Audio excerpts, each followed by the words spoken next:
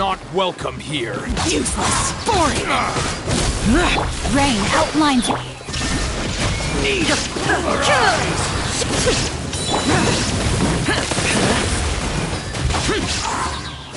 Need.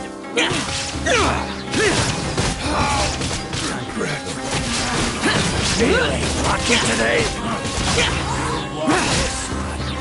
Try to keep up.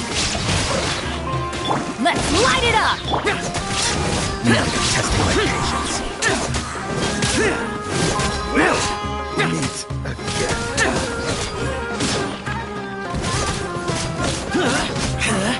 You want this one?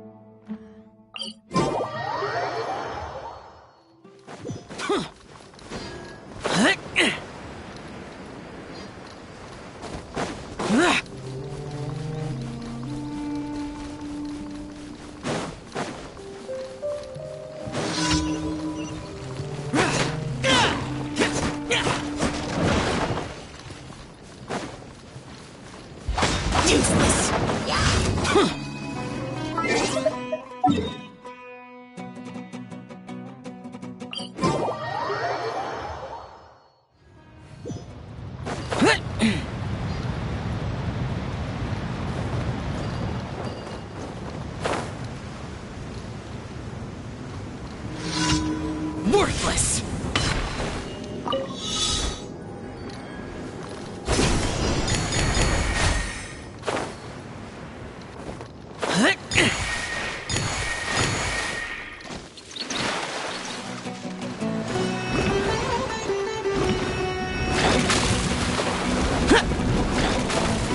Boring!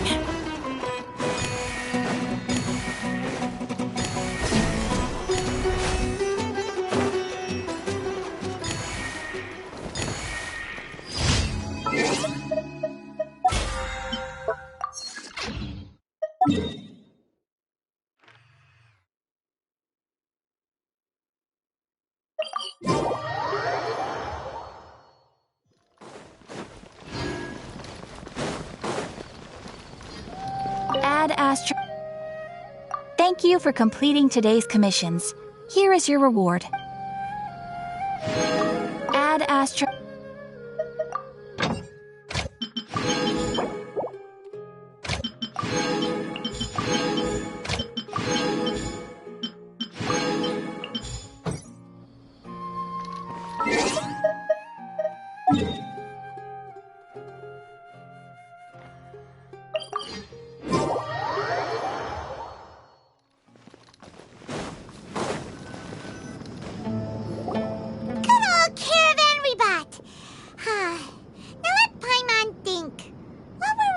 The first time we came here. Oh, Paimon remembers! Nahita's consciousness had been trapped by the doctor, but we followed the clues she left behind to help her. So much time has already passed since then, and it seems Sumeru's changing for the better now that Nahita's in charge, right? Paimon just hopes this peace will last a long time, and then Nahita won't have any more new problems to deal with. Yeah, guess you're right. We somehow always find ourselves right in the thick of it. Who knows what will happen next? Come to think of it, maybe it's all because of you. Maybe you're just a magnet for trouble.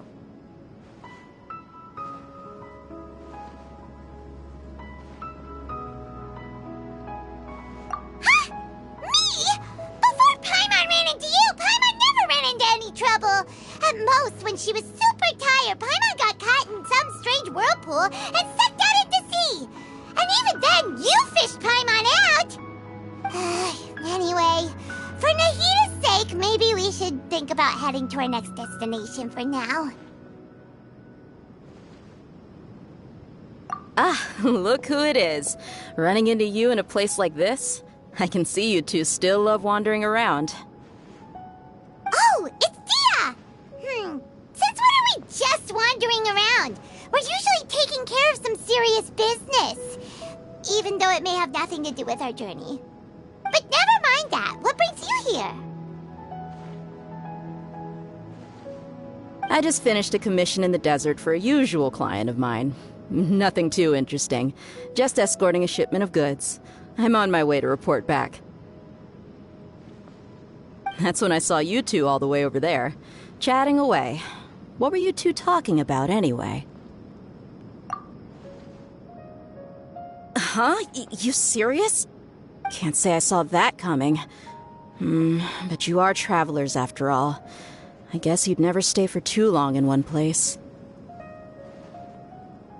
Bumping into you like this will become a rarity. I'm starting to feel sad just thinking about it.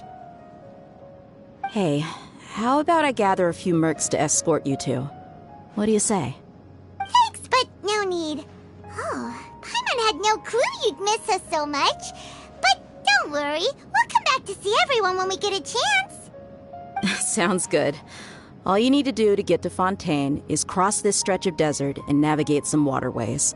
Knowing you two, I'm sure it won't be anything you can't handle. So, when are you leaving? Oh, wait a sec. Paimon just remembered there are still a few dishes in Sumeru that Paimon hasn't tried yet.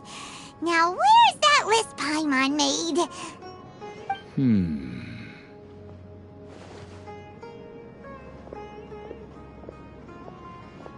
I see. Guess you won't be needing a going-away party or anything. It's sad enough to see you go like this. Though, now that I think about it, Sumeru wouldn't be what it is today without you. Seems true heroes always prefer leaving quietly. By the way, should we go say bye to Nahida? Oh, good point. Then there's no need to bother her in the real world. Then, I guess this is goodbye for now, Traveler in Paimon. Whether as a client or a friend, you're always welcome to come find me.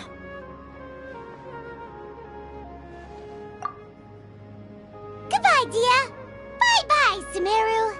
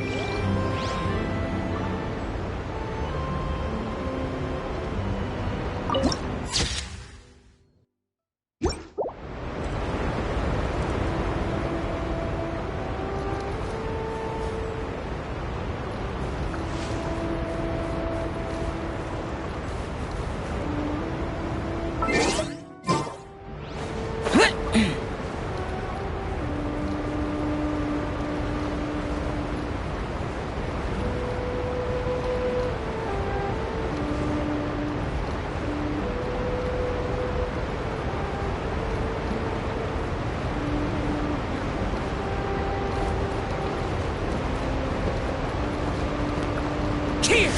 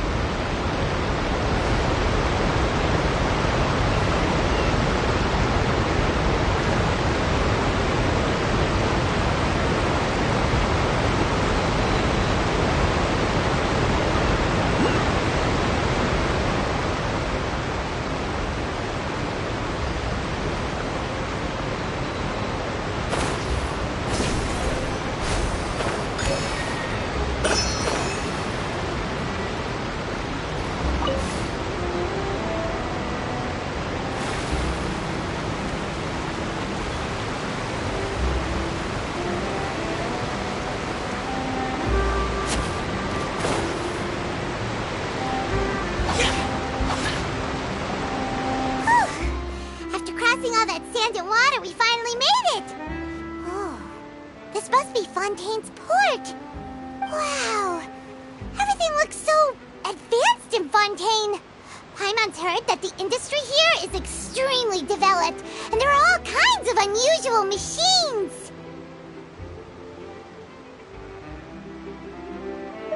Just seeing the sights as a tourist is nice, but maybe it would be better if we found something to do! What do you think?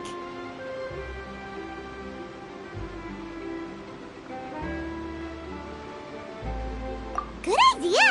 Nahida gave us loads of useful information.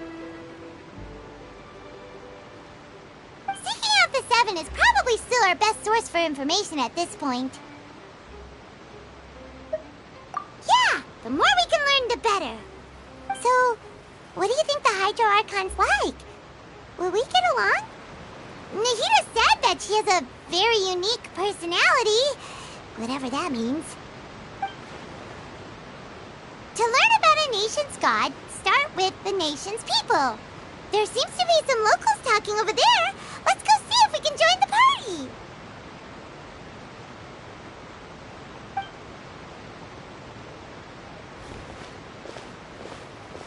If you ask me, it's a tragedy how things ended for him.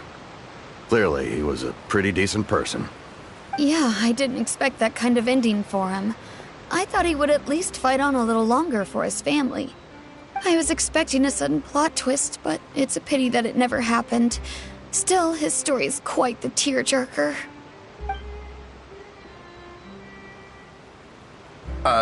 Excuse me. Can I help you too? I couldn't help but notice you standing here listening. Hi.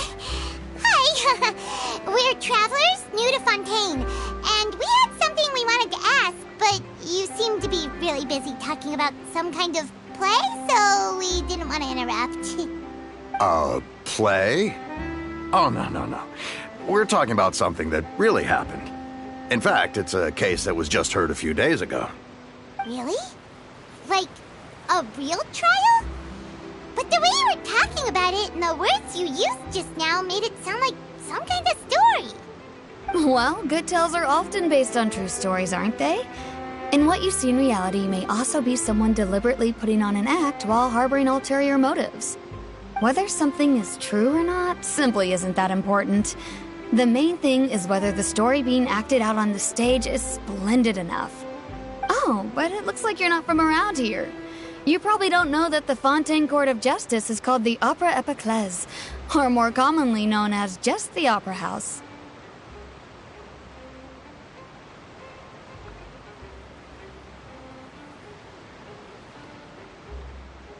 But, shouldn't court cases be treated a little more seriously than that? Not to question Fontaine's way of doing things.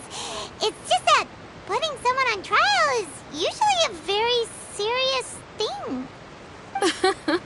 No worries. Other visitors to Fontaine have wondered the same thing. You could say that we just don't want to waste the moving stories behind those cases. And as for your worries about whether the cases are treated with due reverence, we have the absolutely just and honorable Chief Justice Neuvillette, as well as the Oratrice Mécanique d'Analyse Cardinal, a machine created by the Archon. Between the machine and the Chief Justice, false charges and injustice are a thing of the past now. Oratrice? Is it some kind of machine, too? Oh, Paimon's curious. We should check it out if we get the chance. Wait, Paimon almost forgot to ask you our question. Do you know what we should do if we want to meet the Hydro Archon? Oh, that's easy. Just go to the Opera House. Lady Farina practically lives there. You could definitely say it's her biggest passion. Huh. I think what they mean is that they wish to speak with the Archon personally. In that case, I'm afraid it's going to be a tad more difficult. You'll have to make an appointment well in advance, and it'll depend on whether or not she has any time slots available. Huh.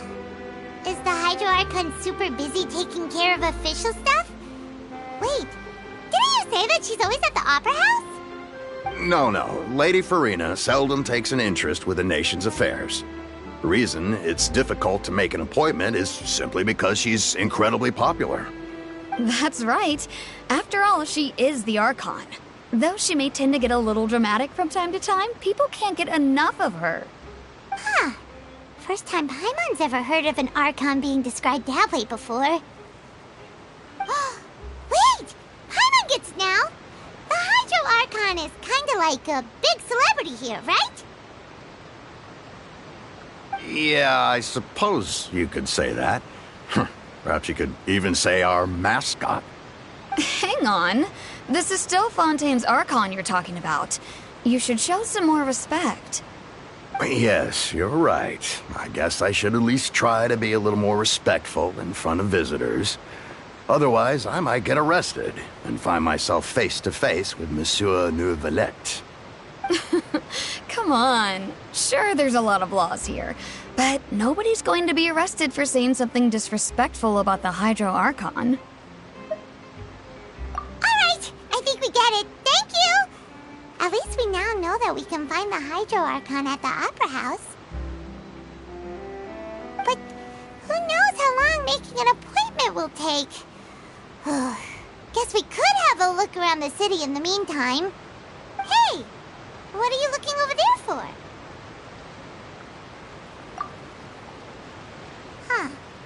Maybe something's the matter. She isn't going to jump into the water, is she? Maybe we better go check on her.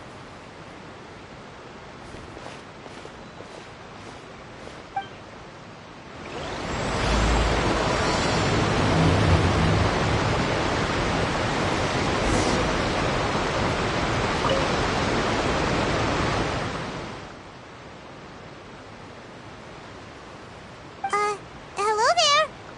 Excuse me. Are you alright? Huh? I'm fine. Thanks. Oh, okay then. We just noticed that you seem to be worried about something. About many things, actually. But there's nothing I can do but just keep my troubles to myself. I was just reminiscing about a place my brother and I would play when we were kids. It was just atop that hill over there. See? You're pointing at the sea. Wait, are you saying that you and your brother lived in the water? No, people call the waters around Fontaine a sea. It's actually just an inland lake that's filled with fresh water. And no, I can still see that hill clearly in my memories. Now, it's been completely submerged. He would skip and jump, tossing sand in the wind. The sun shone brightly, and the air was filled with the scent of the sea. But now, the water is gradually swallowing our memories. It won't be long before it swallows us. Sorry. Paimon doesn't really get what you mean. I don't believe we've had the pleasure of meeting. Are you Lynette's new friends? Oh, and you are? Thanks for looking after my sister. She often comes here to reminisce about our childhood, that's all. There's no need for any concern. Allow me to introduce myself. I'm Linny, and this is my sister Lynette.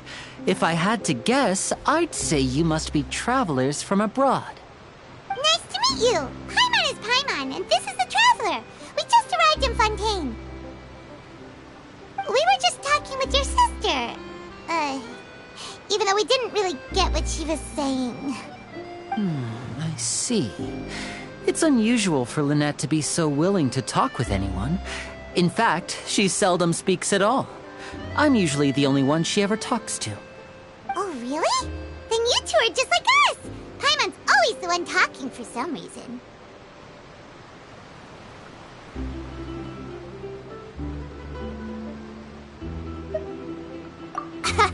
So that's how you think it is?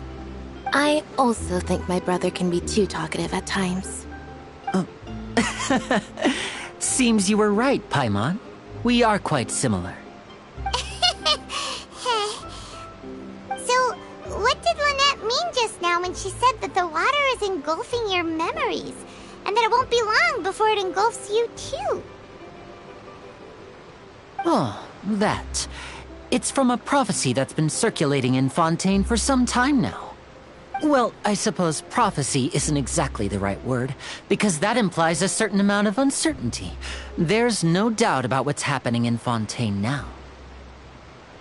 Where to begin?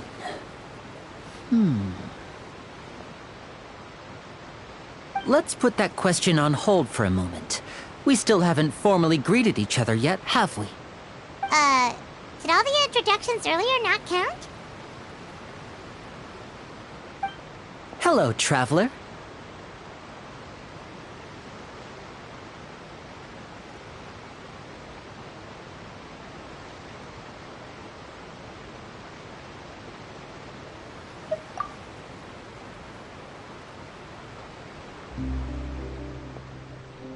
And hello, Paimon. Hey! Why didn't Paimon get a handshake? You're not poking fun at Paimon, are you? Please, don't take offense. Just consider it a sort of etiquette we have here in Fontaine when making new friends. You should remember it. It might prove useful. Oh, all right then. Well, Paimon's just happy to have a local friend now. By the way, we were just getting ready to go to the Opera House to meet the Hydro Archon. Would you be able to show us the way? So you're going to see Lady Farina? No problem at all. In fact, I was planning to go to the Opera House later myself. I'll gladly take you once I finish things here. Please, follow me.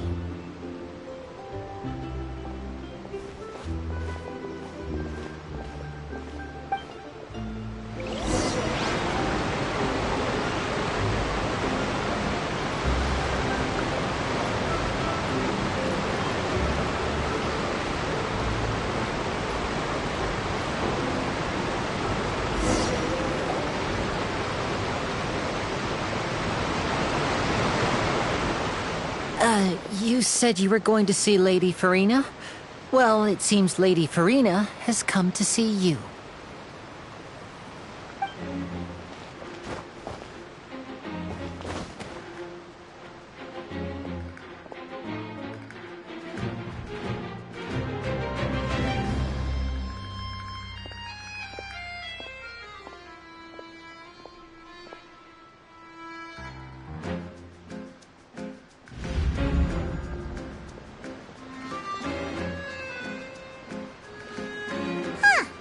So, she's the Hydro Archon? But how did she know we were looking for her? My dear people, rich and poor, those with cup in hand and those with nothing at all, raise your glasses in celebration! If you don't have one, then just raise your hand in lieu.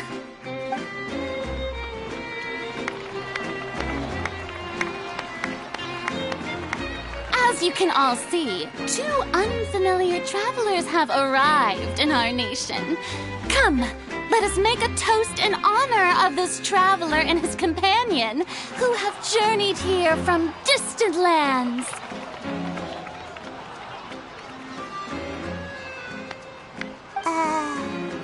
Is she talking about us?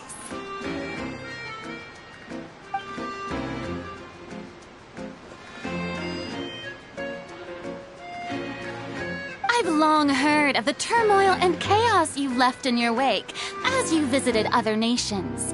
But I welcome you nevertheless.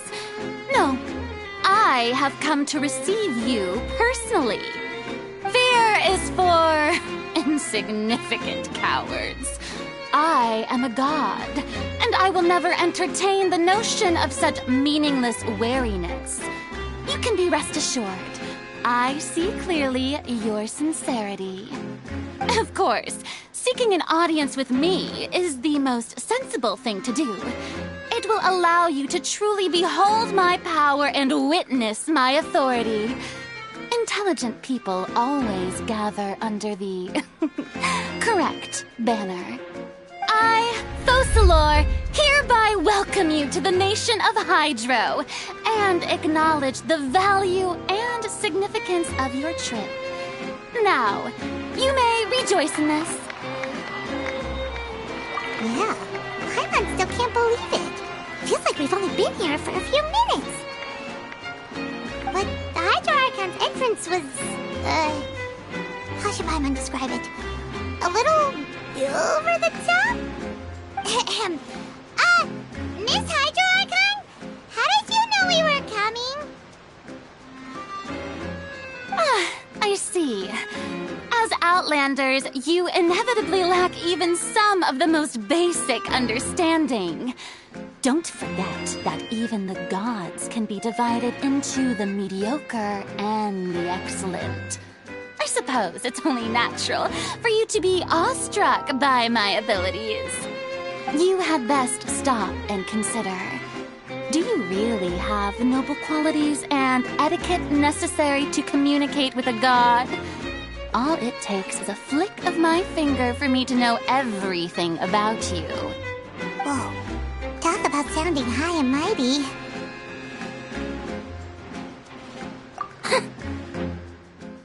Oh?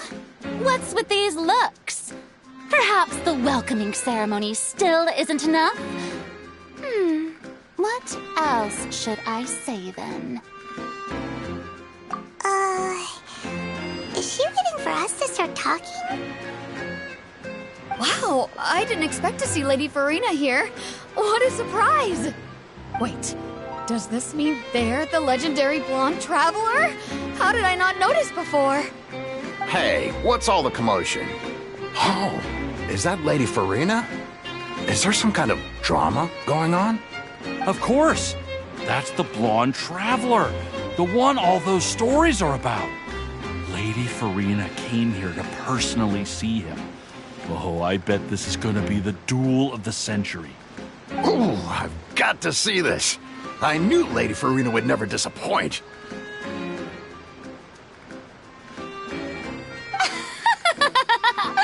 Yes, but don't get too excited now. My dear believers and spectators alike tend to get quite rowdy, and despite the noise, I've come to tolerate all their ruckus.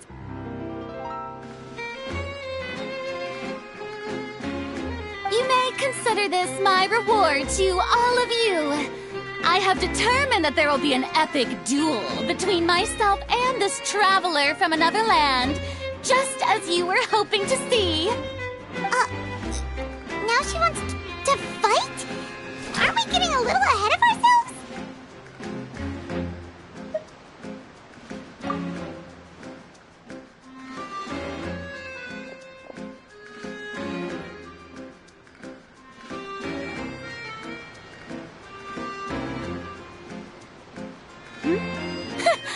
Are you not afraid? Might I remind you that this is a duel against the divine? What are you trying to do, traveler? Provoking a god in front of her people? Stand down, Clorent. I admire his bravery. Few have the courage to draw their sword against a god. He is obviously a true warrior. Unfortunately, people nowadays only crave to be thrilled, and a mere duel will not slake their thirst for excitement. Huh. Yeah, she's right. Just a duel wouldn't be all that interesting. On Araneus, criminals are always requesting duels to defend their honor. They're getting a bit old, to tell the truth. You see. Then, as the god of justice, I shall face this traveler in another kind of duel. A duel in court! All right! Now that'll be worth seeing! Right. This is Fontaine, after all. It's such a grand opera house, it would be a pity not to use it. Why do you care so much about the crowd's reactions? Seems you've spent a little too much time in the opera house. Besides, how exactly do you plan to have a duel in court? You mean you're going to put us on trial?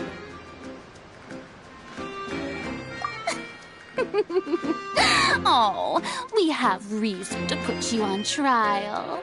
It's obvious, isn't it? According to Fontaine law, no one is permitted to release any flying objects within Fontaine city limits during the first 3 days of each month.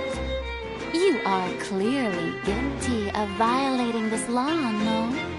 Oh, so that's what they've done wrong. That's our Lady Farina. No one knows the laws of Fontaine like she does. You call that obvious? What kind of law is that? Wait, flying object? You mean Paimon? Precisely! Now, if you two have no objections, then in the name of the Hydro Archon, I order your arrest. My apologies, Lady Farina. I don't mean to spoil the fun, but if you would allow me to interject, I don't think that Paimon here meets the definition of a flying object. You tell her, Linny! Finally someone who's not crazy. How could anyone call Paimon a flying object? Ah, great magician Linny, my beloved citizen. I'll permit you to object. But how exactly do you plan to prove your claim? As a magician who just rained on your parade, I naturally should shoulder the responsibility of saving the show. So, with such an audience gathered here, allow me to perform a trick for everyone.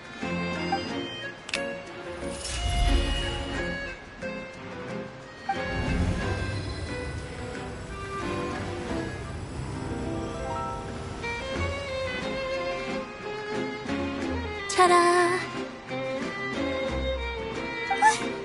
What's that on Paimon's back?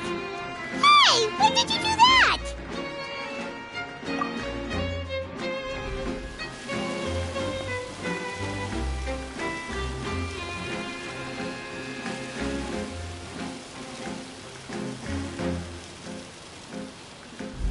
There. As you can all clearly see, Paimon should be classified as, well, something like a balloon. This rope has been in the Traveler's hand all along. It was just that no one could see it before. Huh? You call that magic? You've got to be joking. I thought it was pretty good. Nice one. Huh? I'm not sure what to think. It seems Lady Farina's charges no longer hold water.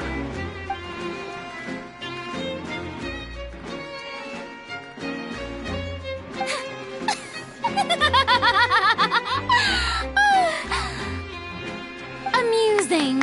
Very amusing, Linny.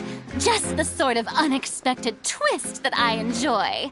With you here, today's performance can finally be called complete. Performance? You see all this as a performance? In which case, consider the matter of your trial resolved. The god of justice will not bring charges against an innocent person. But when there are valid grounds, I will not only judge travelers from abroad, but even the gods of other lands. I look forward to seeing your upcoming performance at the Opera House, Mr. Linny and Miss Lynette. That's enough for now. Toodaloo!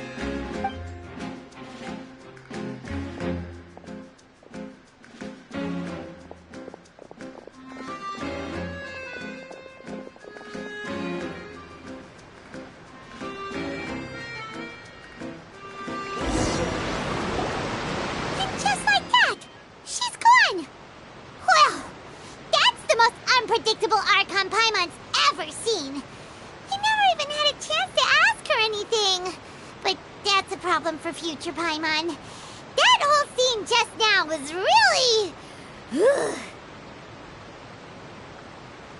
Don't mention it. I just happened to remember that there was such a law, so I did a little preparation, just in case. I didn't think it would actually come in handy. So, now do you see what kind of god Lady Farina is? She can be a bit confusing at times, but she is still amenable to reason. Anyway, Paimon had no idea you were a magician, Linny. It sounded like you'll be performing at the Opera House, right? I just know a few simple tricks I use to make a living. Lynette is my assistant.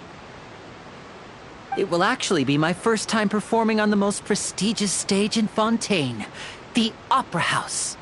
But isn't the Opera House where criminal trials are held in Fontaine? When there are no public trials being held, the Opera House hosts a variety of other performances. To the people of Fontaine, the line between a trial and a performance can be a little blurred. And speaking of performances, I would be remiss to forego this opportunity gifted by fate. Might I invite the two of you to see my performance? My brother's always excited to make new friends. Oh, sure. We don't really have anything to do now, and we wanted to go to the Opera House anyway. Splendid. In that case, why don't we go together? I'll show you the way. I just have something to take care of first. Oh, you really mean it? Then I'll take you up on your offer. This is a magical item known as a magic pocket. Perhaps you can help me distribute them to the people here. Huh? What are they going to use it for? About that... You asked me before about the prophecy, right? Let me start by telling you a little more about what it entails. I'm not sure exactly when it began, but a prophecy has been circulating around Fontaine. It says that every person in Fontaine is born with sin. No matter how the nation of justice holds trial after trial, this sin cannot be absolved. Until one day, the water levels in Fontaine will rise, and the sinful people will slowly be drowned. In the end, the people will all be dissolved into the waters, and only the Hydro Archon will remain, weeping on her throne. Only then will the sins of the people of Fontaine be washed away. That sounds pretty gloomy. Why are people in Fontaine born with sin? What is that supposed to mean? There are lots of guesses. Some say that the ancestors of Fontaine stole the power of the seas and stirred its wrath. Others say that the people of Fontaine never heeded the first Hydro Archon's warnings and offended Celestia. But here in Fontaine, evidence is what matters. There hasn't been concrete evidence for any of these claims, so they can only be regarded as conjecture. If even the people in Fontaine don't know what sin they committed, wouldn't it be better just to ignore the prophecy completely? Why bother feeling guilty all the time? That's exactly what the people did at first. But in the last few years, the water levels in Fontaine have actually started rising.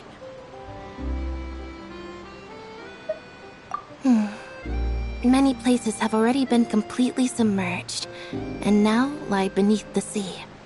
Many people carry on with their lives as before and shrug it off as a natural phenomenon. But my family and I think that the people of Fontaine shouldn't ignore the possibility, which would end up sentencing them to death. We hope that at least the people who reside near the waterfront can move away before it's too late. So, we've started distributing magic pockets to them. As a magical item, these magic pockets have astonishing capacity. I'm sure they will come in handy when people are moving their belongings. Oh, Paimon gets it! It's like preparing for a rainy day! But this is more than a bit of rain. Perhaps only absolute power could ever contend with such a catastrophe. But who knows? We're just tiny specks in the grand scheme of things. Now, if you'd like to help, then please give these magic pockets to anyone nearby. Be sure to convince them to take it, regardless of what they say.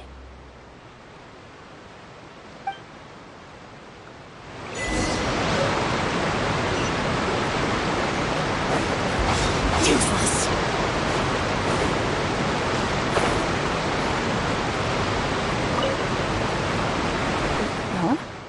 I don't want that thing. Way I see it, if the prophecy's true, it's still gonna be a long time before the water can cover everything. Life is all about living in the moment. What use is there in worrying about the future all the time? We'll cross that bridge when we get to it. You should still take it. You never know when it'll come in handy. Oh, all right, fine. Thanks. It's just that if I start moving, that means I've already given up on the life I have now. I'd really rather not.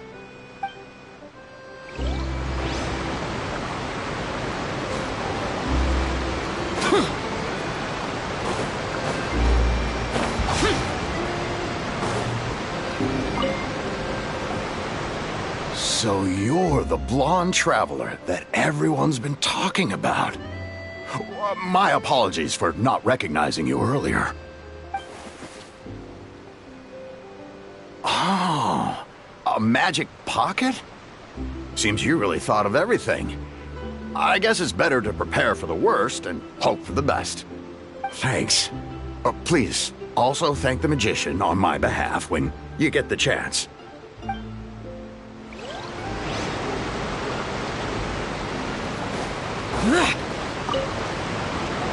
What's this? So you also believe in the prophecy. Keep it. I won't have any use for it. What? You mean you don't believe in the prophecy? No, I believe in the prophecy. But I also believe in another story. The story says that people once lived in the ocean. They were one with the ocean and couldn't live apart from it. But as time wore on, people desired to live on land, and developed blood vessels, encapsulating the sea within their bodies. Thus could people set foot on land. So, if you ask me, when the water rises and takes us all, it'll be like we're going home. Oh, we hadn't heard that one before. But people can't live underwater. They'll die. You should probably still take it. All right, I'll take it. I guess I just feel that being dissolved into the water doesn't necessarily mean death.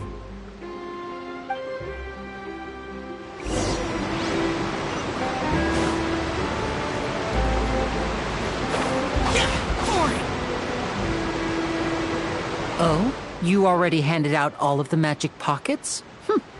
That was fast. So, what did people have to say? I bet you heard some, interesting opinions. Yes, but that will change once disaster strikes. I know they'll change their minds, so it's only right to help them prepare. Is there anything else you need to do before we leave? Yes, one last thing. I have the magic pockets made by a workshop in the court of Fontaine. Since we're out and about, I was thinking about bringing him some more materials. So, you want to collect materials? Just tell us what the materials look like and we'll help.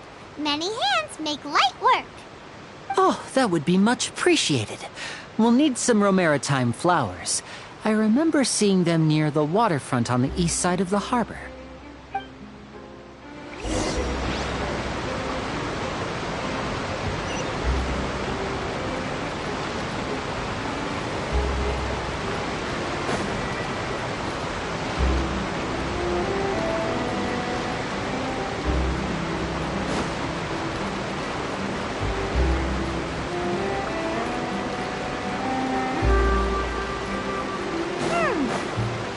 We have to use Hydro to collect Romaritime flowers.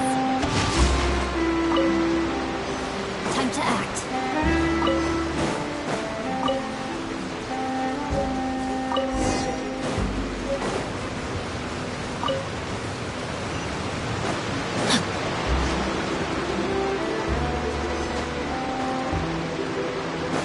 Body and mind.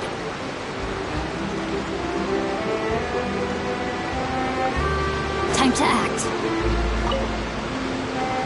You made quick work of that. I can tell you're an experienced traveler. I've also finished collecting a few here. Maybe next time you'll feel like helping too, Lynette. No way. I'm in power-saving mode today. Otherwise, I fear I may not have any energy left for the performance at the Opera House. Fine. Though the performance is still a long way off. Now that we're finished here, we should get ready to head back to the Court of Fontaine. So, we're going to the Court of Fontaine before we head to the Opera House? Good. Paimon wants a tour of Fontaine's largest city and try...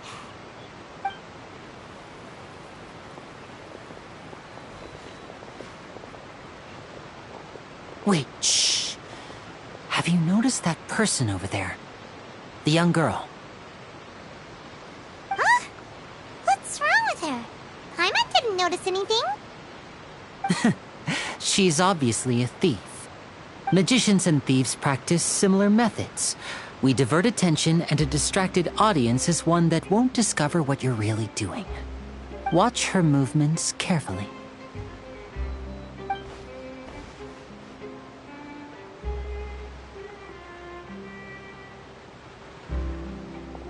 Oh, he's right! Shh, keep your voice down. We need to think of a way to catch her, but it seems she's very alert. Perhaps we should split up. You two can ride the lift over there and wait up top. I bet that'll be her escape route if she tries to run. All right, let's go.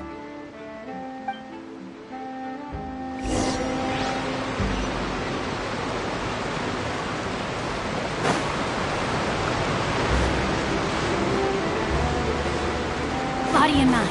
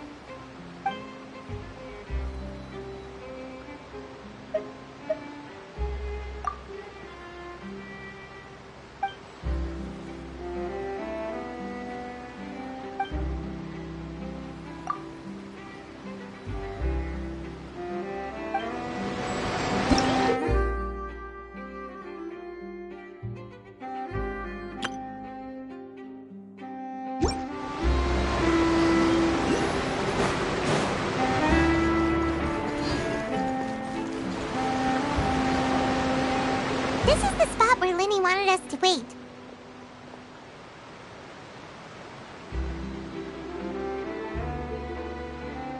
Oh, look! Isn't that her?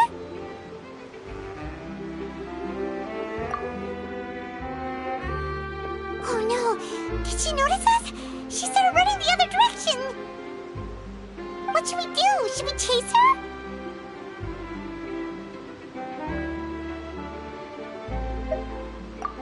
You're right. She might also be trying to lure us away.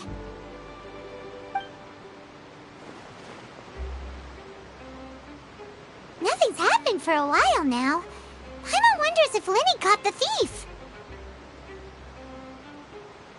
Yeah, let's go.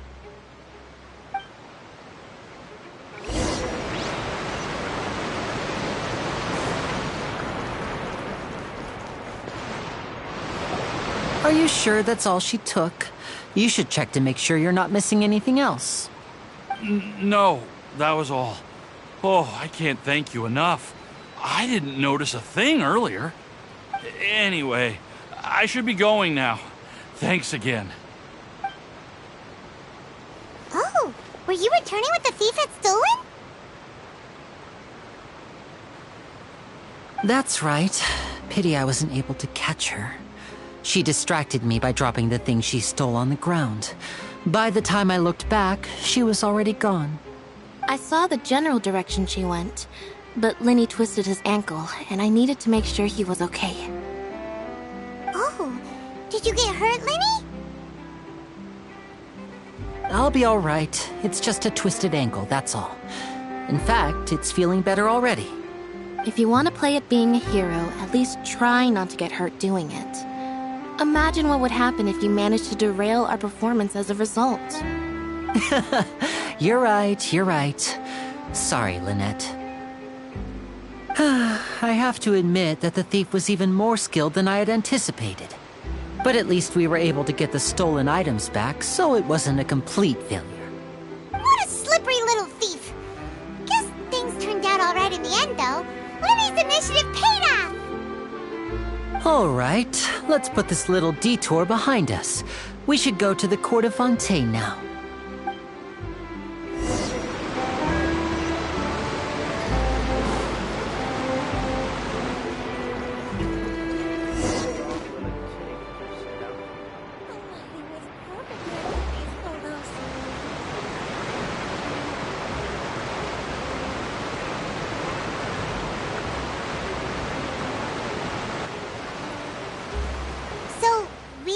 This thing to go into the city?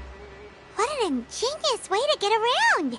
People in Fontaine really know how to use water! This is an aquabus. It allows people to travel between several key locations around Fontaine. It's pretty convenient, but the ride can become a little dull after a while. The scenery is always the same. That's why it's better to travel with friends. So you mean it's still boring even when I'm riding with you? No, that's not what I meant. It's just that, well, you don't really talk that much. Besides, it doesn't really feel like a real trip when it's just the two of us. It's the same as being at home. Whatever. Guess that's what it's like to be an older brother. It's about time for us to leave. Let's get on board.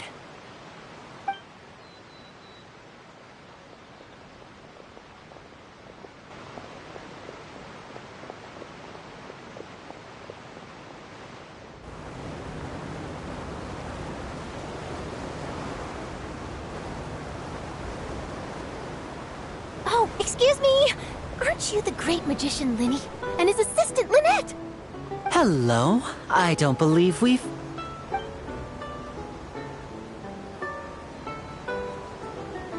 I'm Charlotte, a reporter for the Steambird. Nice to meet you. From the Steambird, huh? We've often relied on your paper to promote our performances. It's an honor to meet you. Wait, could that be the legendary traveler who's been making headline after headline in their journey across Tibet? Amazing! You recognize recognized everybody almost immediately! I wouldn't be much of a reporter if I didn't know who's who, would I? Wow, today must be my day! Who knew I would end up on the same boat as so many VIPs? Could my vision finally be showing me some favor? So, Charlotte, what do you usually report on? Well, when there isn't any breaking news, I mainly cover the trials at the Opera House. You can still manage to keep readers' attention as long as you tell things from a clever enough angle, even if it's the same old topics. For example, reporting on how a scammer once deceived vulnerable girls into relationships, or how a financial criminal was once so poor that they ate a single piece of bread for 5 days. That's fine and all, but what I'm really after is exclusive, sensational news pieces that could shake the country. These smaller stories are a waste of my talents. Oh, I just remembered. I've been following a case lately. Well, a series of cases, actually. You mean the serial disappearances of young women case? That's right!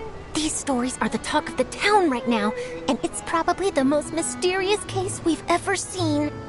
If I'm the first with a draft ready to publish when the case is finally cracked, and it's the headline story in the Steambird, oh, when that happens, I bet all the other reporters will shed tears of envy. I've already gathered all kinds of materials. I just can't wait for the truth to be revealed. So, what is the serial disappearances of young women case? You mean the culprit hasn't been found? That's right. The first missing girl case happened almost 20 years ago. And ever since, after a period of time, another girl disappears. What the cases have in common is that the girls are all of a similar age, and that they've all vanished without a trace. But the scariest part is that to this day, none of the girls have ever been found. Many suspects have been arrested over the years in connection with this case, but shortly after each arrest, another disappearance would always happen.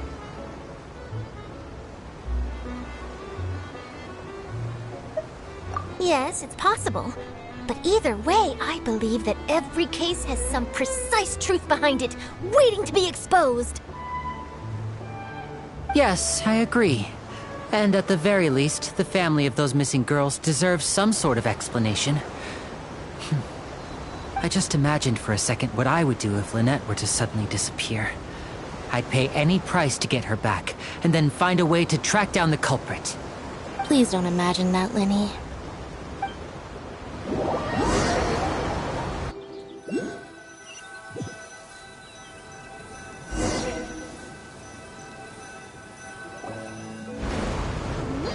Hey, we're almost there! Look!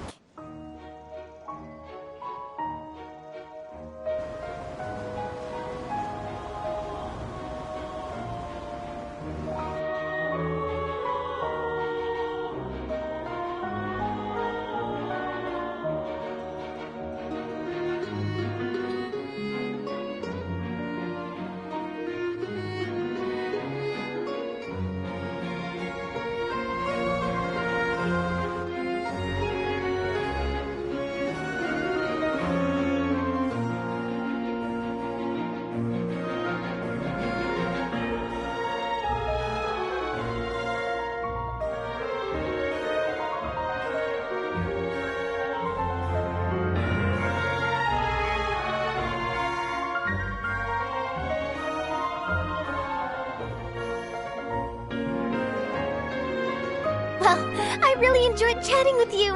Life should be full of pleasant little surprises like this. Yeah, us as well. The ride went by too quickly. I have an interview to get to. I should get going before I'm late. Okay, Hyman hopes we can chat again soon, Charlotte. See ya! Bye now. Oh, be sure to stop by and see me at the Steambird when you have time. What a tough job. Always running around and interviewing everyone. Well, where should we go now? If you don't mind, how about we stop by my home first? Besides, I still have all the materials we collected. Sure, we wouldn't mind at all. This city is so huge, Paimon wouldn't know where to start anyway.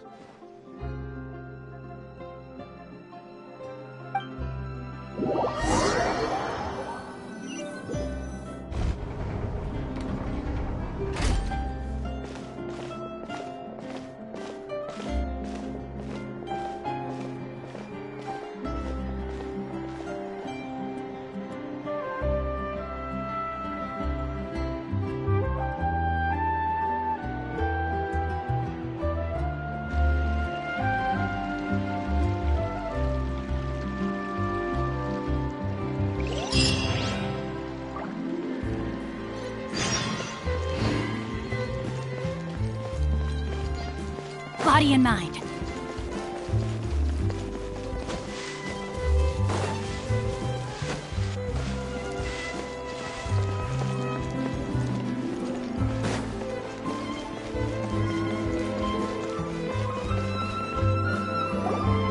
This is our current abode.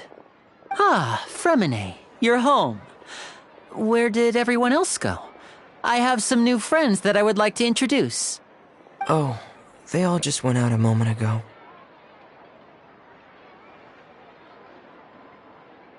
I see. Everyone is getting busier now that Father will be returning soon. I suppose that can't be helped. Allow me to introduce you to my little brother, Fremine. He is a phenomenal diver. Hello. Nice to meet you! Paimon is Paimon, and this is the Traveler! Oh, you sound very proud to have a diver as a brother, Linny.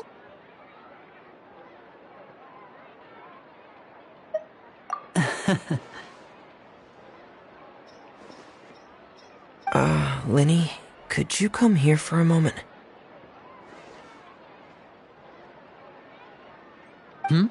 What is it, Fremine? Do you have something to tell me?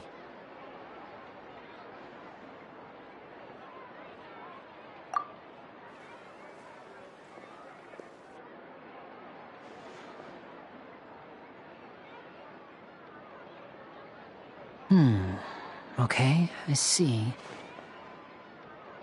Is everything all right? Oh, it's nothing. We were just discussing a little housework. Sorry for the interruption.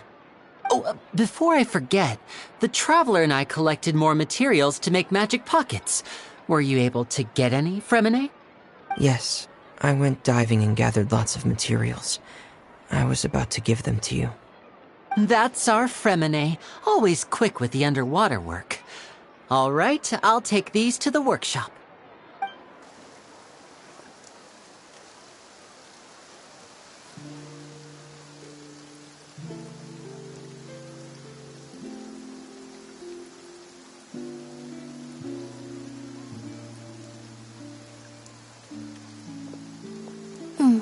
Looks like rain. Oh, you're right. But wasn't it clear and sunny just a moment ago? Fontaine's weather sure is weird. I'm afraid that's just how it is here. It often rains on days where there are trials being held in the Opera House, but don't worry, it'll clear up soon enough. What's wrong, Fremine? There's a legend about the rain that I tend to believe. It's said that a dragon of water once resided in Fontaine. Though we don't know where the dragon went, every time it weeps, the skies will cloud up and pour out rain. When I was a child, my mother told me that if I wanted to go outside and play, I should yell toward the sky at the top of my lungs. Hydro Dragon! Hydro Dragon! Don't cry!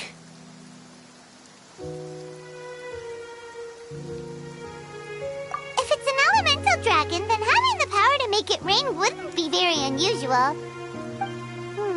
Let Paimon try something.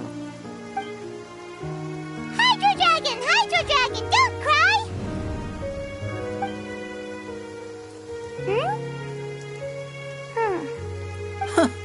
Doesn't seem to be of any use.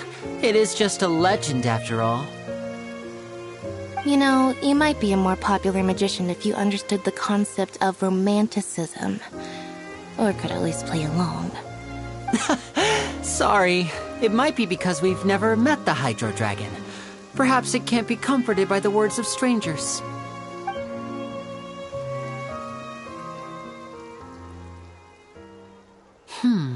It rained for longer than I suspected.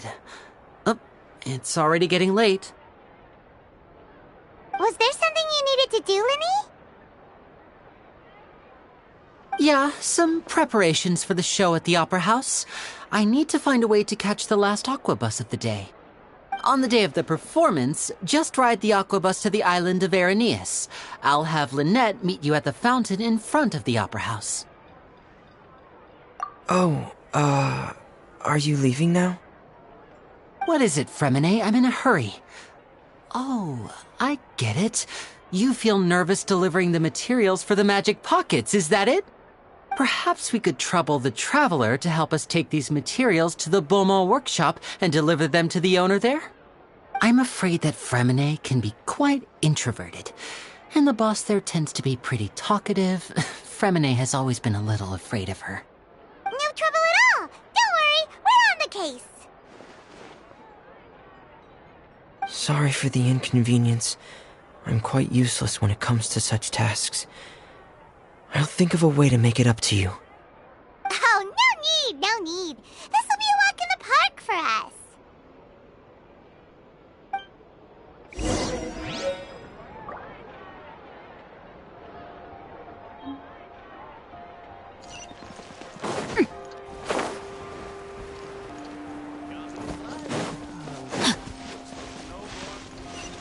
Body and mind.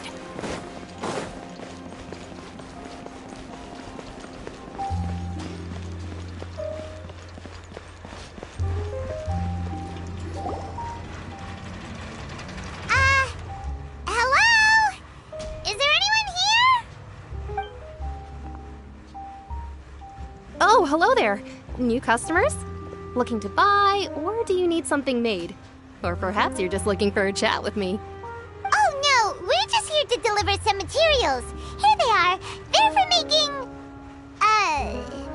what were they called again?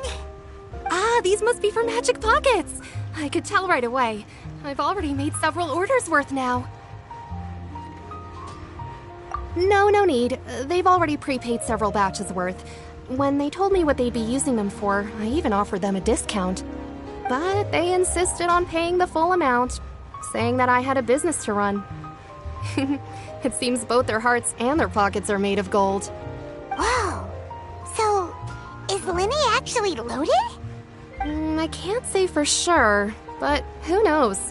Maybe there's good money to be made being a magician in Fontaine. Hey! Is this machine what you use to make stuff here? It looks really advanced. Why use your hands when a machine can do the work? It would be a waste not to use the latest technology, and wasting is a kind of crime. But where does a big machine like that get its power from? Well, it's a little complicated.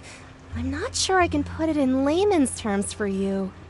But basically, everything we usually use here in the city is powered by indemnitium. It's a type of energy that's produced from trials. Huh? How can trials produce energy? Well, I'm not completely sure of all the details myself, but basically, when a trial is in session, the Oratrice Mécanique d'Analyse Cardinale harvests people's belief in justice and converts it into energy to be used all around Fontaine. So that's what its other function is? Paimon heard that the Oratrice was created by the Archon to make judgments. But Paimon still doesn't get it. How could something unreliable like people's beliefs be turned into a stable power source for these machines?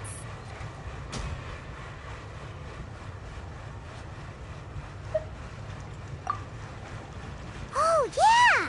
So that means the Hydro Archon relies on the machine to take the energy created by belief and turn it into power for all of Fontaine, right? Even though I've never heard anyone really put it that way before, it sounds like it makes sense. Besides indemnitium, we have another type of energy called pneumosia. It isn't produced by the power of the Archon, but it is unstable by nature. Even now, it still cannot be widely used by civilians. I thought I'd find you hard at work, but here you are chatting the day away. Since you're already talking, I'm sure you wouldn't mind a few words with me. You again? Didn't I already promise you that I'd have the more I owe to Confrérie of Cabriere by next month? Why are you hounding me now? Yeah, but how do we know that you won't go running off by the end of this month? I want 50% today. Wait, no, 70%. Huh? You... Seems business isn't so great for the workshop. We've already finished our job and delivered the materials. Maybe now's a good time to leave?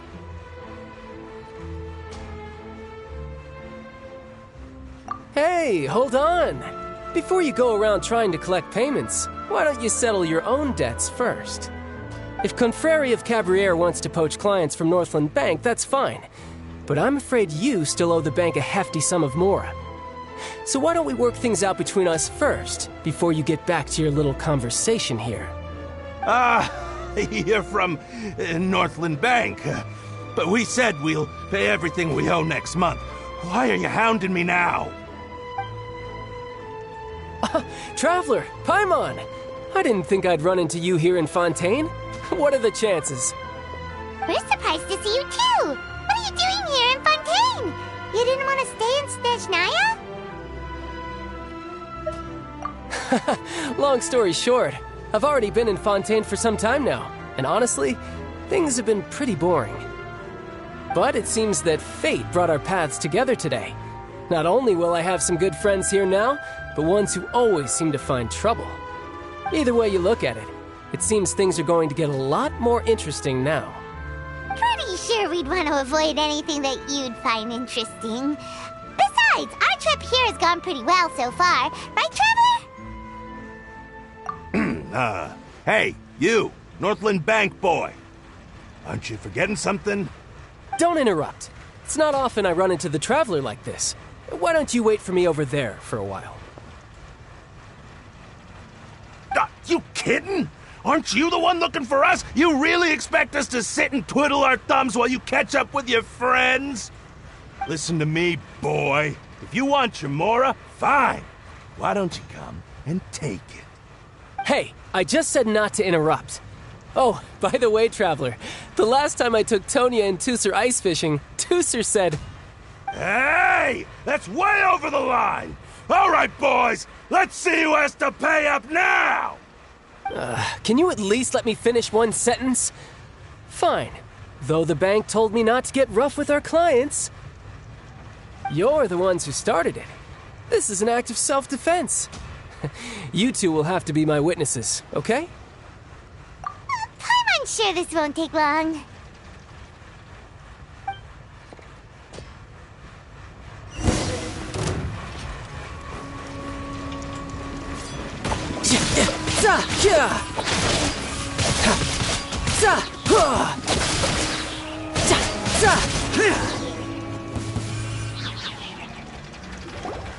Oh, what's your deal, Brad? How are you so strong if you're just a staffer from Snezhnaya's Northland Bank? Wait, don't tell me you're... Oh, now you notice. It's a little late, don't you think? Just make sure you understand that you don't mess with Northland Bank. Got it?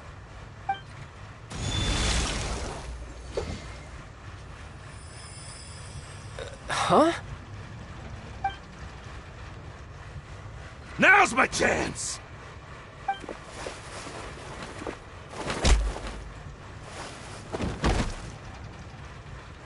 Huh. That was weird.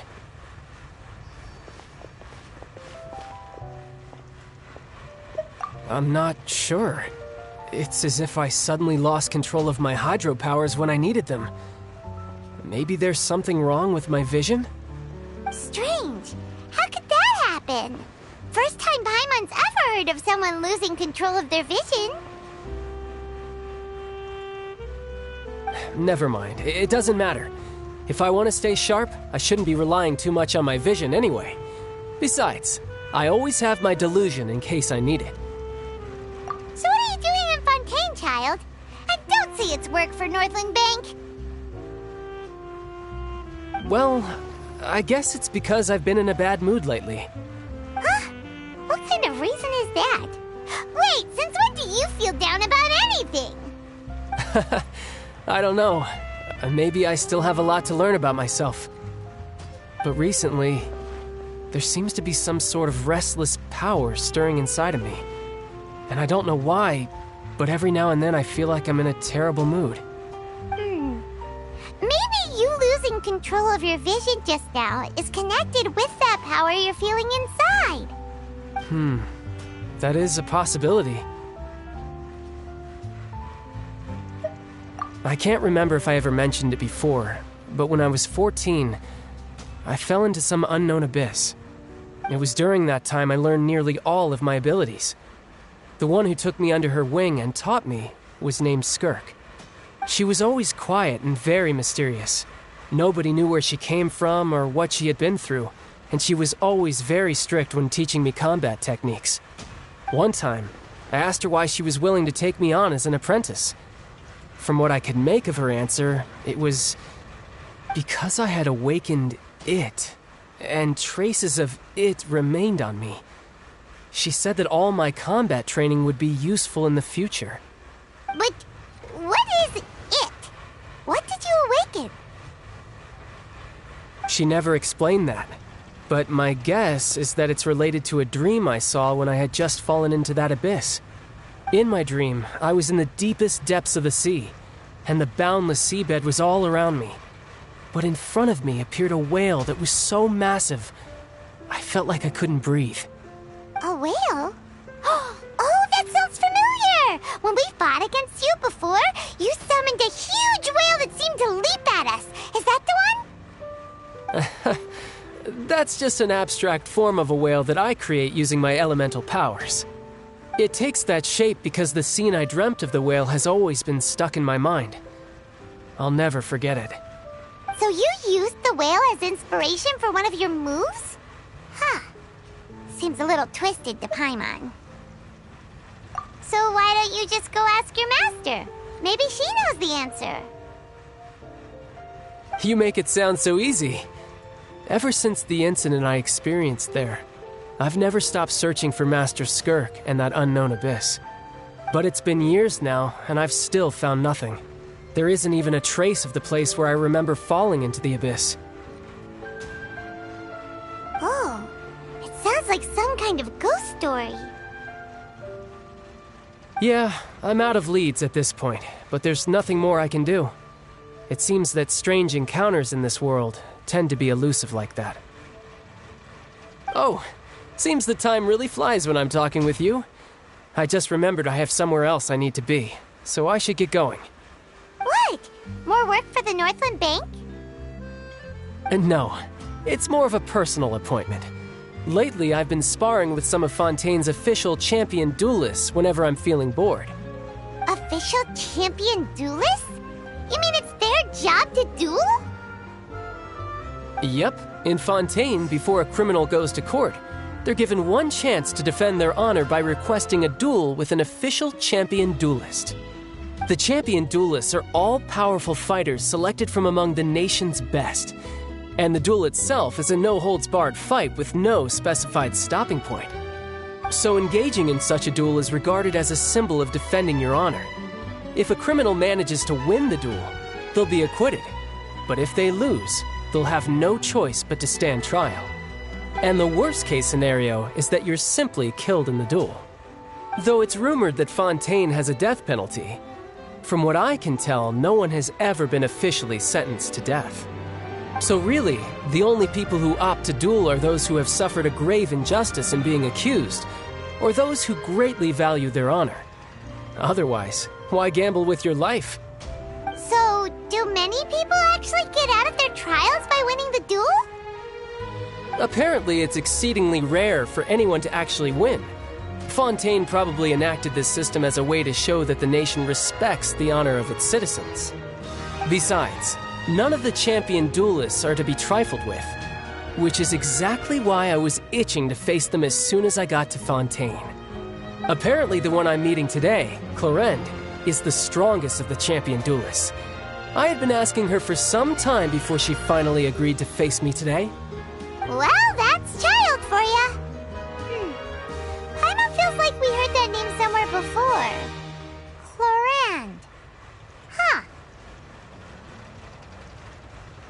Oh, before I forget, I want you to have this. Huh? Your vision? You're seriously just giving it away? I'm just worried that it could become uncontrollable again.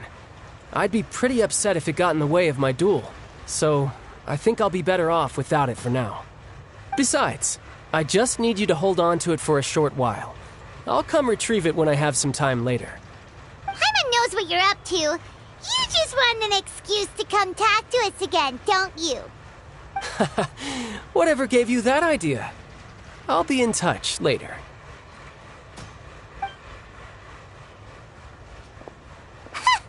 That sneaky guy. He said he's been feeling down lately, but he seemed the same as ever to Paimon. Well, since we don't have much to do for now, we might as well walk around and see the city before Lenny's performance.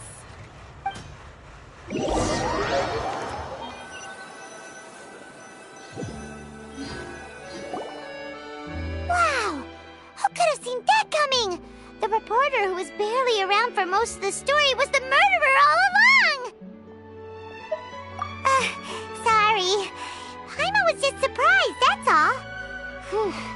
Paimon never saw that twist coming. The murder mystery novels here are amazing!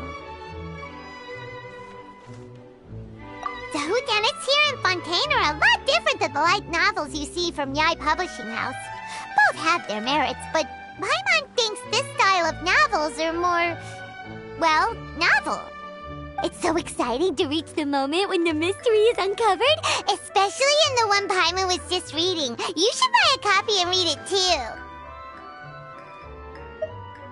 Oh, sorry about that. Paimon will be more careful next time. Hey, shouldn't we be heading to the Opera House to see Lenny's performance soon?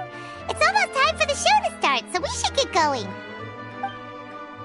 Lenny said that the Opera House is on Aranias, so let's go ride the Opera Bus!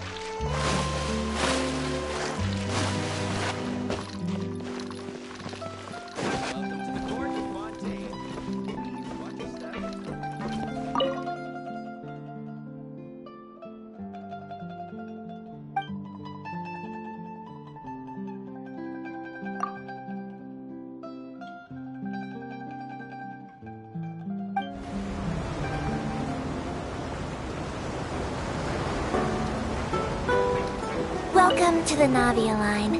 I am Elfan. The boat will be departing imminently. Please do not stick your head, hands, or other body parts outside the boat. The Aquabus operator is not responsible for any accidents or injuries resulting from doing so. Also, please remember to buy the Steambird, though I don't read it myself. The destination of the current tour is Erinias. Points of interest worth visiting include the Fountain of Lucine and the Opera Epiclese. If you look to the left in the direction we are currently traveling, you will see the famous Fontaine Research Institute up in the sky. An experiment gone wrong turned new sightseeing opportunity. Human ingenuity truly is a wondrous thing.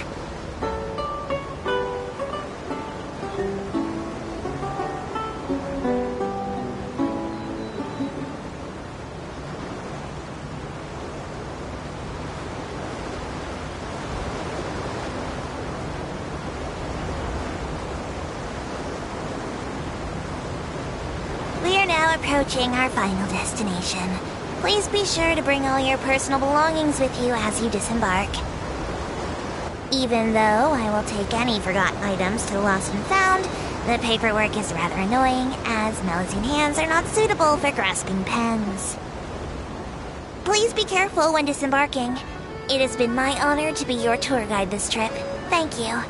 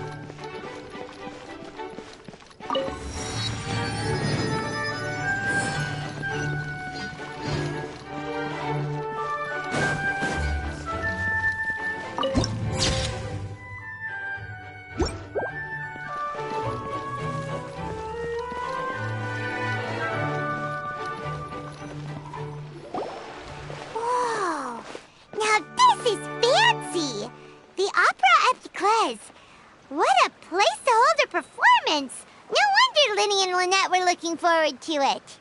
Huh. Looks like there's a lot of people standing around the fountain up ahead. Oh, Archon, please bless us with a bright and healthy child. We pray. I don't know why you always feel the need to ask so much. I'll be happy as long as our child is healthy and lives a peaceful life. I guess if they're our kid, then there's no doubt they'll turn out smart.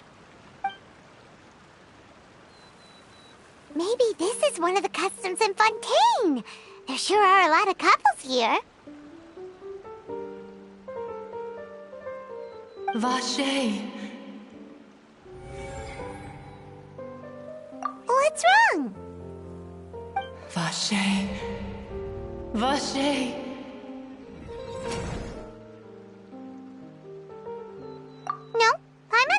anything? Are you hearing things? Welcome to the Fountain of Lucine. All the water flowing through Fontaine converges here. It's customary for newlyweds to come here and wish for children. Ah! Lynette! You scared Paimon! When did you get here? When he asked me to wait here for you, remember? Right. What do you mean? There are a lot of people here right now. Hey, you're not trying to scare Paimon, are you? Besides, it's the middle of the day. It's not the time for eerie things. I see. I might be able to tell you something that could help explain the voice you heard. In fact, you might not be imagining things at all. I suspect that what you heard is a result of your hypersensitivity to the hydro element. Others in my family have had similar experiences. It's because of his sensitivity to the hydro element? But what would hearing a voice have to do with elemental power?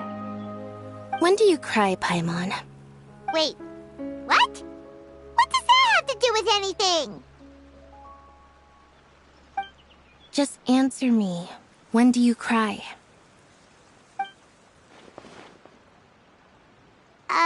When Paimon's really sad? Oh, and when Paimon's super happy. Oh, and also when Paimon's really, really scared. Then you should understand that tears contain your most intense emotions. Like I just mentioned, the Fountain of Lucine is where all the flowing water in Fontaine converges. Even the tears that fall to the ground will eventually gather here. So maybe what you heard was the intense emotion coming from someone's tears. So, what did the voice say? If you were hearing their emotions, then Paimon wonders what happened to them. Rather than worrying about them, we should worry about my brother first. Don't let that calm look of his fool you. He tends to get pretty nervous just before a performance. So chatting with Lenny might help him relax a little before he goes on stage. Oh, right. That makes sense. Let's go in and see Lenny.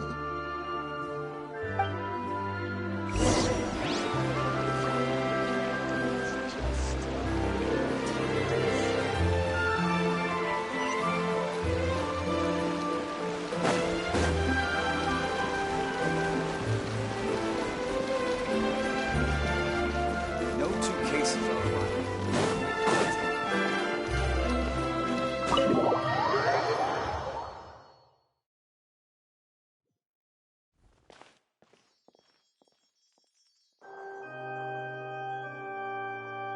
Traveler and Paimon, good to see you. I knew you two would come. Are you kidding? We wouldn't miss it for the world. We've been looking forward to it. I can tell, judging by how early you've arrived. But you're actually right on time. The audience still hasn't started entering the venue yet, which means now is the perfect chance for us to take you to the best seats in the house. Wait just a moment. I'll fetch the tickets.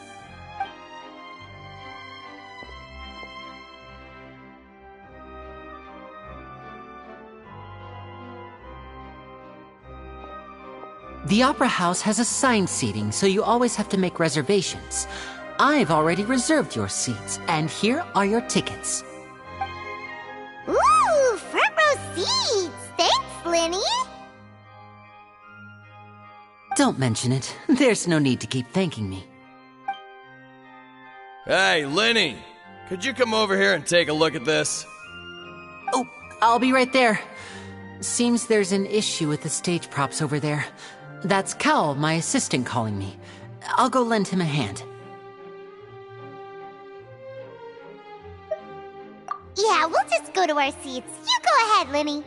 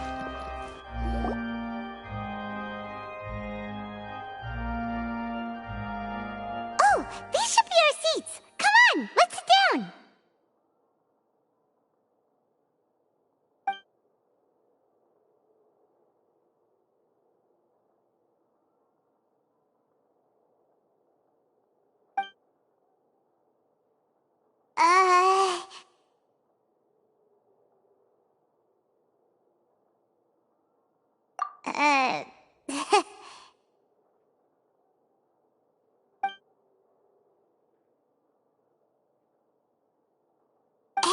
Traveler. Maybe we should strike up a conversation with the person next to us. Since we're sitting together and the rest of the place is practically empty still, it's kinda awkward if we don't say anything. Ah, you little... Of course you put this on Paimon! Excuse me, I did not realize you felt awkward. I am terribly sorry. I would be perfectly happy to chat with you if that is what you would like. Oh, so you heard all of that, did ya? Boy, you sure have good ears. Paimon thought she was keeping her voice down. Wait, that's not it, Paimon's... Sorry, Paimon's the one who was being rude, talking under her breath like that. So, let's talk, but, what should we talk about? Oh, Paimon's got it. You're also here early and sitting in the front. Are you a friend of Linny's too? A friend, you say? Well, if Mr. Linney would like to be my friend, I would be more than happy to reciprocate. Oh, so you're not friends with Linny then? Oh, this is getting more awkward by the second. Paimon nearly forgot to make her introduction. Nice to meet you. Paimon is Paimon, and this is the Traveler. We just arrived in Fontaine. It is an honor to meet you two. I have heard of your deeds across Tevat. And as required by proper etiquette, I will also introduce myself. I am... Oh, Monsieur Nervillet!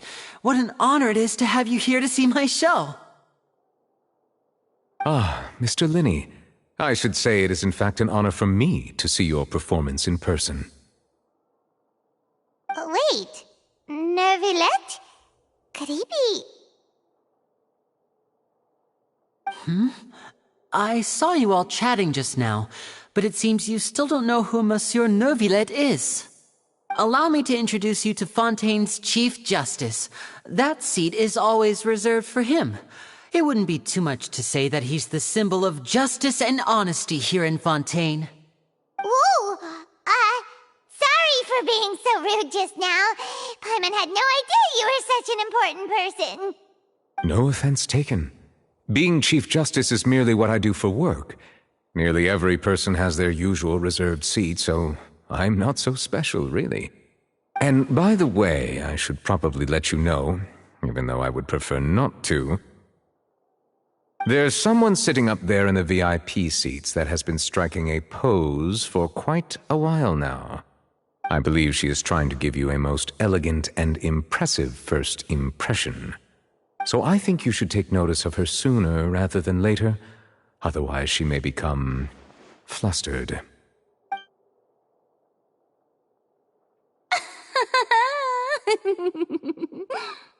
Huh? Oh, it's Farina, the Hydro Archon. Huh. She sure has a smug and satisfied look on her face. Guess she has no idea that you saw right through her act. Very good. That is for the best. No need to pay her any more attention. We may now enjoy the show. Huh? So is this what things are like between the Chief Justice and the Hydro Archon? All right, please wait just a moment longer. I've pretty much finished my preparations, and the performance will start as soon as the audience has made their way to their seats. Yay! The show's finally about to start! Paimon can hardly wait! Paimon's never seen a real live magic show before!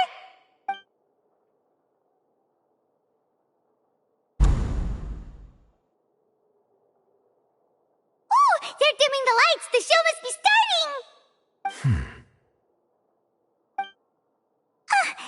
Sorry. Paimon will try to stay quiet. Welcome, one and all, to the Opera Epiclese. I am the star of today's show, Linny. And over here is my sister, Lynette, who will be working as my wonderful assistant. Please, let's give her a warm welcome. Hello, everyone. I know she may seem to be a little sleepy right now, but that's just a sign that she's nervous. Whatever. Now, some of you may be thinking, two vision holders who can freely manipulate elemental powers performing magic is not true magic at all. So, I would like to take a moment to assure you that elemental powers will have nothing to do with what you will witness on the stage today.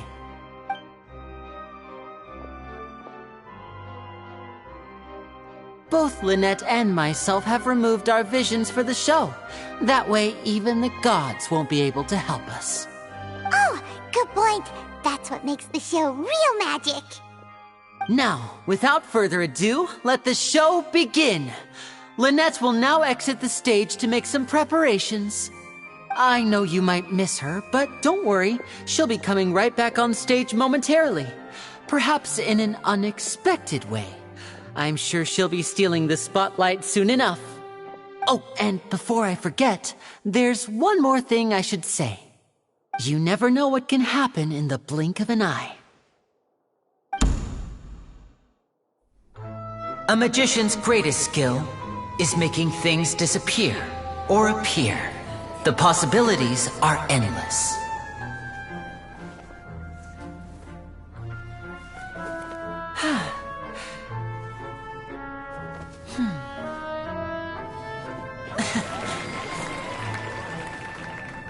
Huh?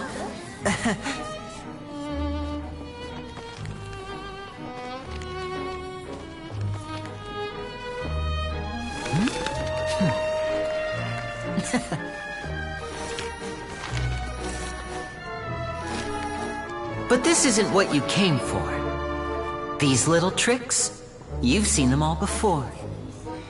So it's time for something truly extraordinary, don't you think? This one's a little tricky.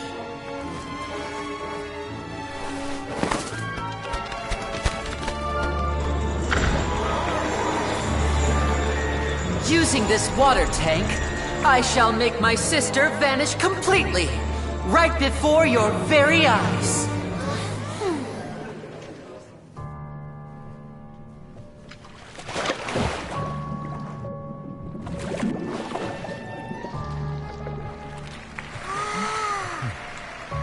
It's actually quite simple.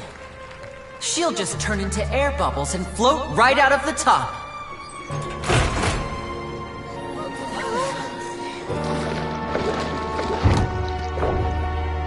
Oh no! I told them to check all the props carefully.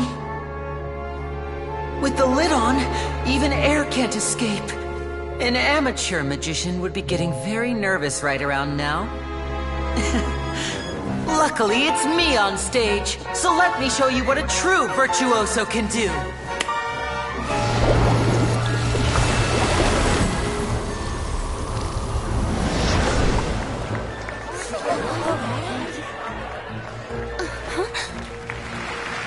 Lynette, are you still there? Don't go too far. We don't want to use up all our magic. Hi, I'm back. Uh-huh.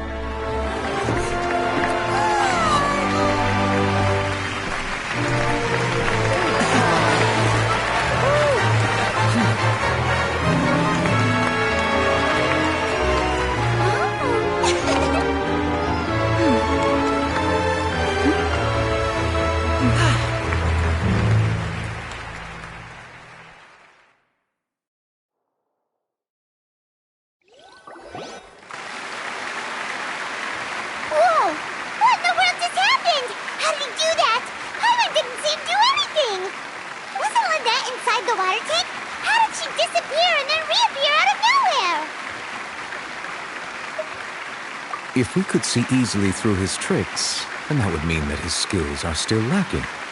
To appreciate magic, you should focus on the show happening on stage, rather than getting caught up in trying to see that which has been intentionally hidden. Guess you're right. Paimon couldn't believe her eyes when Lynette reappeared. Amazing! Thank you everyone. I'm glad you enjoyed that performance. But our magical journey has only just begun.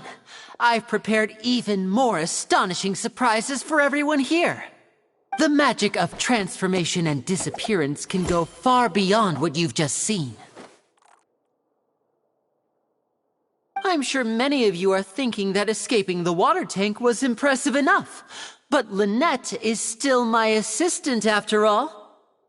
In which case, I have ample time to make all necessary preparations. So, for my next trick, I will require the participation of one lucky audience member. Please, if my assistants could bring out the magical boxes now.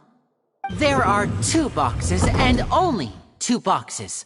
One is here and one is there in the aisle among the audience. I'm sure many of our clever audience members have already guessed our next magic trick. A swap!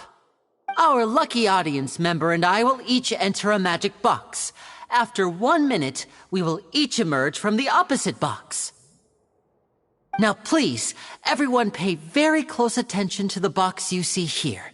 Don't give me any chance to make a move. Wow! How's he gonna do this? Hey, do you think this is all magic tricks, or does Lenny have actual superpowers?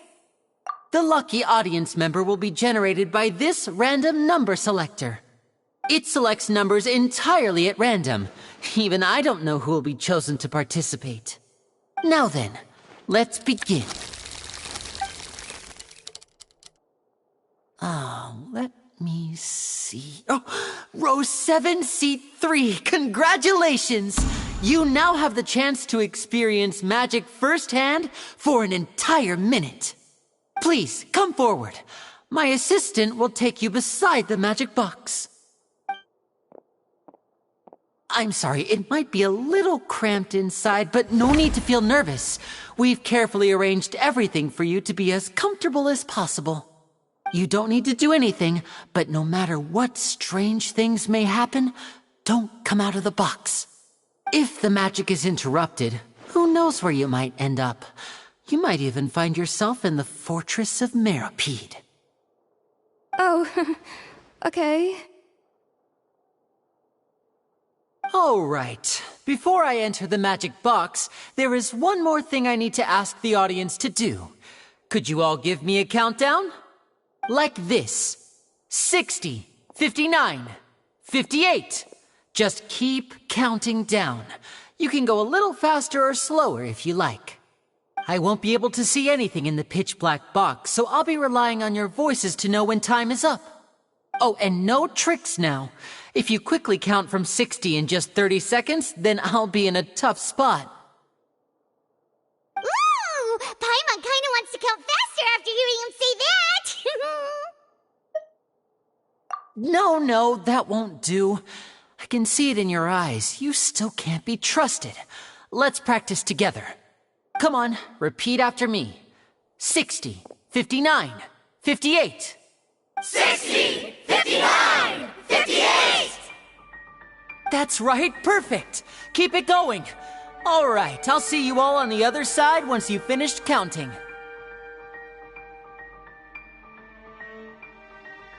$54, $53, $52? Huh?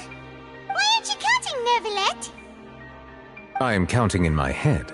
I think things are exciting enough in here as it is. Merely a consequence of my identity and personality. Do not worry about me. Just enjoy the show. Oh, all right. You look so serious that Paimon thought you might be feeling uncomfortable or something. 40, 39, 38! Mr. Linney, are you all right in there? Is everything ready? Yes, I'm fine. I'm just double-checking the direction of the magic. It would be a disaster if we get sent to the wrong places. For example, mid-air right above the audience. Even though he's saying that, Lenny doesn't seem nervous at all.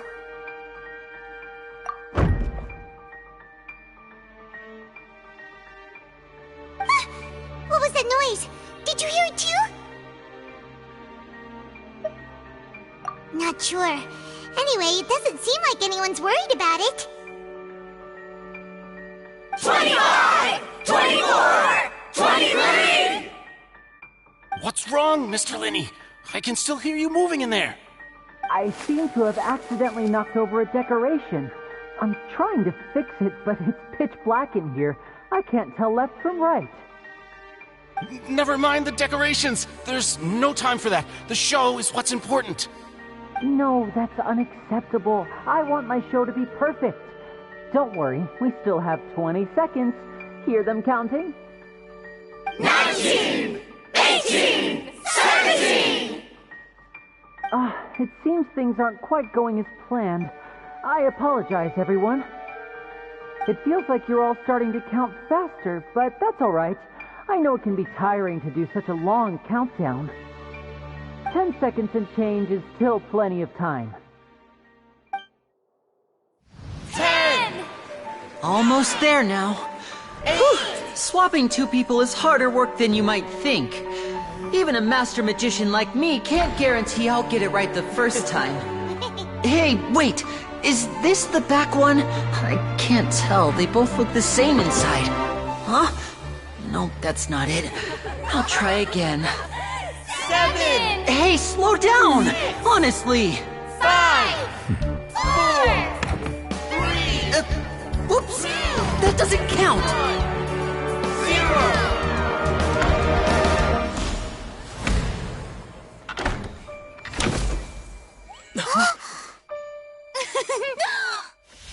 Ta-da!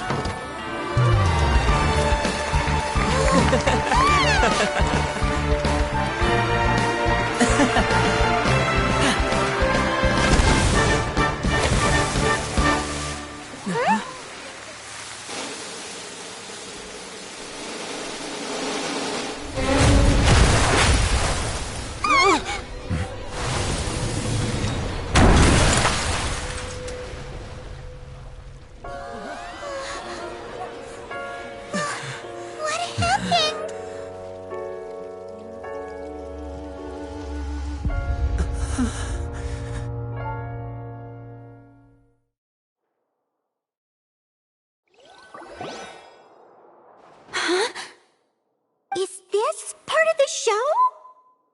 Mr. Linney, you're going to use magic to fix the stage now, right? What happened? Oh no. Maybe this isn't part of the show. The girl was still in that box, right? This performance is over. Medical staff with me. Guards, secure the scene and detain all the performers. Seal the exits. No one is allowed in or out at this time. Yes, that's right. If this was just an accident, then we must investigate the cause. But if this was all part of some scheme, then those accountable will not escape the judgment of the God of Justice. No need to be alarmed, you two. We'll get to the bottom of this soon enough.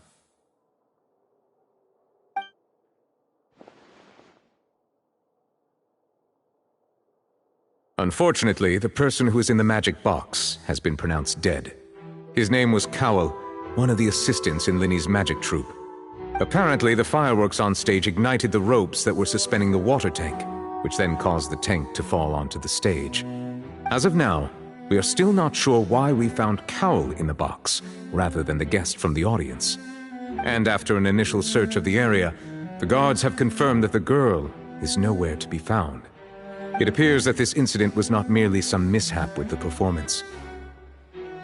And there are many indications that it is connected with the case of the serial disappearances of young women.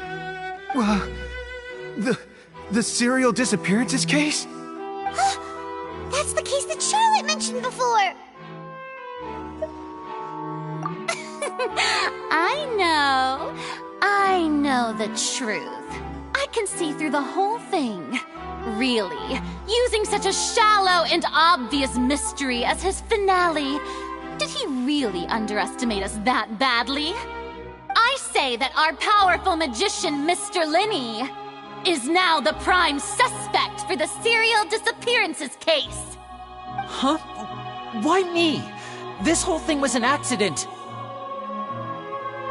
No, this all occurred during your magic show, did it not? The missing girl disappeared after being chosen, did she not? The deceased is one of your assistants, is he not? Now that I think about it, that whole speech about magicians making things disappear was nothing more than a provocation, a bald-faced challenge. That can't be right. How can Lenny do this? He was in the box on the stage the entire time. We can even hear his voice. Besides, before the show, he told us that he would like to catch the criminal behind the disappearances. He couldn't possibly mean catching himself. Save discussion for a later time, please. Lady Farina, may I assume that your comments just now constitute an accusation against Mr. Linney and his associates, and that you are pressing charges? Huh? I just think that he... Well, I think it might be a little early to talk about formally pressing charges. But what Lady Farina said just now makes perfect sense. Looks like she's gonna personally deliver justice. A kidnapping and murder carried out under the cover of a magic show. Lady Farina said it all. I mean, of course, my dear people. But what excites me even more than the obvious truth before our eyes is the opponent I'll be facing. That's right. I mean you, Traveler. You'll support Lenny, won't you? After all, he was the one who helped you the first time we met. Then there's no problem at all. You know, the Traveler and I already had a duel the first time we met.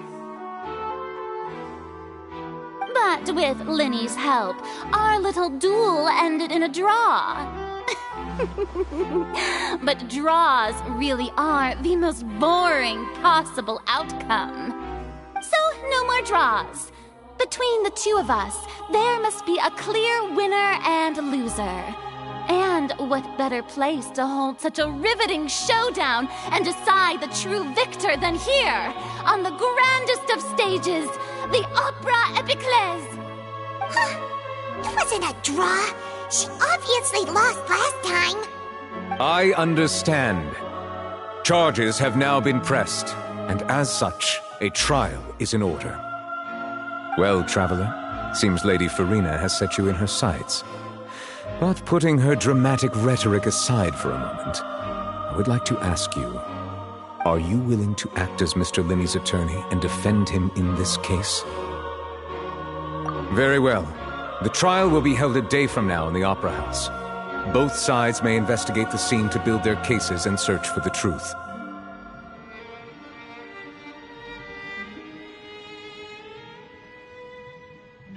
Linney and his troupe are all potential suspects and shall remain within the Opera House. The audience may begin to leave in an orderly fashion once they have been cleared by the guards. A day isn't that long. Let's see what kind of case this big-shot Outlander can build in such a short amount of time. I'm really quite looking forward to hearing it.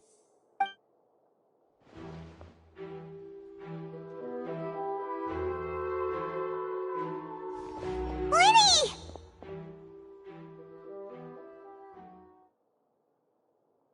Sorry about everything that happened just now. Were you frightened? Of course! Who wouldn't be scared after witnessing an accident like that? Yeah, I'm a little shaken up myself. How could this happen? And poor Cal. I know you already claimed that you would defend me, but now it's just us talking. Tell me, do you think I could possibly be the murderer?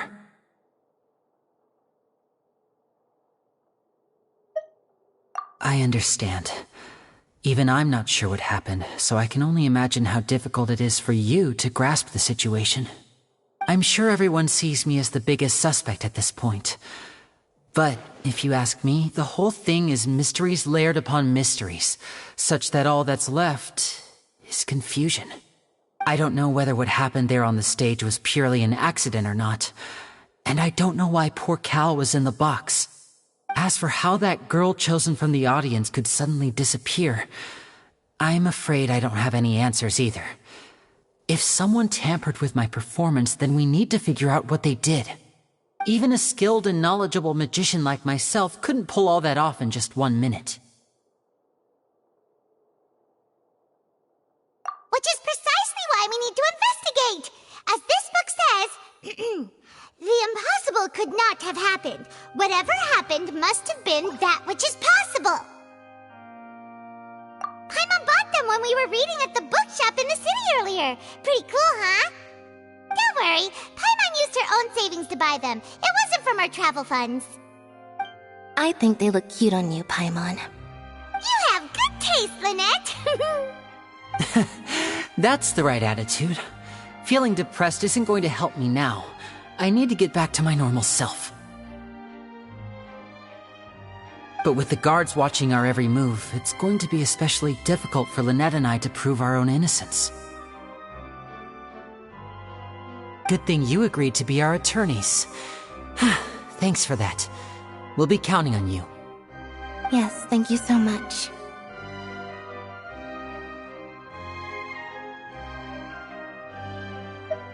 Yeah, just leave it to us. Oh, since we're going to start investigating, Paimon has a question first. Where did Lynette go during the performance? Well, I'm afraid that would involve some of our essential trade secrets as magicians. The secrets behind our magic are past saving, Linny. I suppose you're right. The truth behind our tricks is going to be important evidence that will be weighted during the trial. 'Tis truly a pity. As a magician, our magic show is a work of art. We've poured countless hours and spared no effort in perfecting it. But if revealing our secrets will help you uncover the truth behind what happened, then it will be well worth it. We should go somewhere else if we're going to discuss our magic tricks. We'll go speak with the guards, and in the meantime, you can go investigate the stage and the seating areas. Alright, let's go have a look while the investigation teams are still here. Detective Paimon is on the case!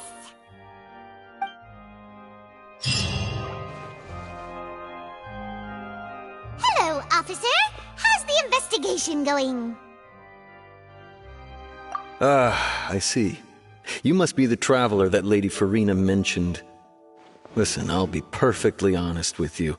I'd avoid getting mixed up in this whirlpool of a mess if I were you. Huh?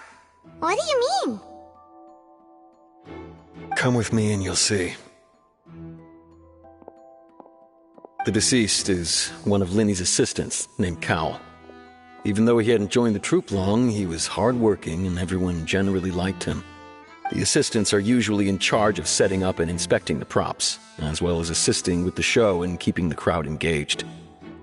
As you probably saw when you were in the audience, the water tank suddenly fell and smashed the box with Cowl inside it.